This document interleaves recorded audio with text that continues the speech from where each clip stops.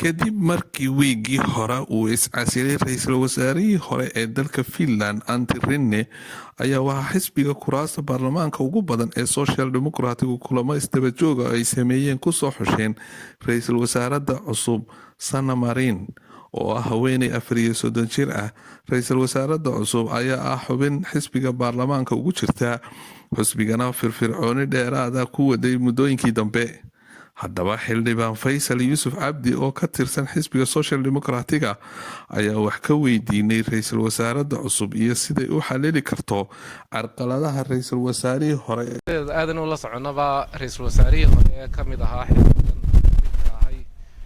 Social Democratic Party Mr. Antti Rinne waxa uu isku casilay markii barashar uu kaga yimiday xagga xisbiga centralka, waayo wadankan Finland dawladdiisu waxay ku dhisan tahay 5 xisbi bay ku dhisan tahay, halka 4 ka mid ay macaaridka yihiin.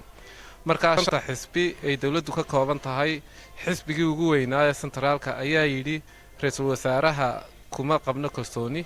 marka xisbigeygii bay ka codsadeen inay bedelaan oo qof kale kusoo bedelaan ra-iisul wasaarahan cusub ee xisbigaas Social Democratic uu imika soo xulay waa inan dhalinyaro ah oo 34 jira.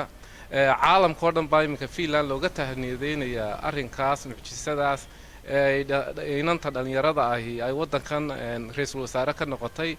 wax dhaqaniyana Finland uu caadi weeyaan oo Finland 1900 iyo 1890 waxa weeyaan dumarkan Finland dumarkii helay baarlamaanka adduunka oo dhan marka la eego dumarkii ugu horeeyay xuquuqda inay codeeyaan, haddana ugu horeeyay inay baarlamaanka soo galaan oo waxa jiri jirtay qoto 40% ay jiri jirtay. sideedana Finland waqti dheer iyo taariikh dheer bay dumarku ku leeyihiin. kolkaynu eegno xagga madaxtooyada Finland xisbigan SDP waxa ka soo baxay waqti oo haysay dawladda 16 sano marwada Tarja Halonen la yiraahdo oo 16 sano madaxweynaha ka ahayd. marka dumarku wasiirka difaaca ay soo mareen, dumarku jagooyin madaxweyne ayay ka gaadheen wadanka Finland. dhanka Soomaalida waxaa xisbiga Social Democratic ka helay doorashadii u dambeysay codad badan. waxaan weydiinay xildhibaanka ballanqaadyadii xisbigu sameeyay waxyaalaha ka fulay ee uu noo sheegi karo. waqti aad u yar ay dawladdu joogtay imika ay xilka haysay, ballamaha la ballan qaaday ilaa imika fulay waxa ka mid ah tusaale ahaan Soomaalidu waa dad family xaasas u badan oo ciyaal la weeyay. dawladdii hore 5 sano haysay waxay sameysay inay ku xidhay shuruud ah ilmuhu xanaanada inay joogi karaan 4 saacadood oo kaliya. 4 saacadood ka bacdi waalidku ay ka xaysan guryahooda ku haystaan. dawladdani maantadan ayay tirtirtay oo ballanqaadka ahaa inay joojin doontay u soo celinayso sidii hore 8 saacadood ahaan jirtay, in maanta laga bilaabo ilmaha xanaanada dhigta ee reer Finland uu joogi karo 8 saacadood oo awalba joogi jiray sidii ay ahaan jirtay 5 sano ka hor. dawladdii imika xilka ka degtay khafiifisay.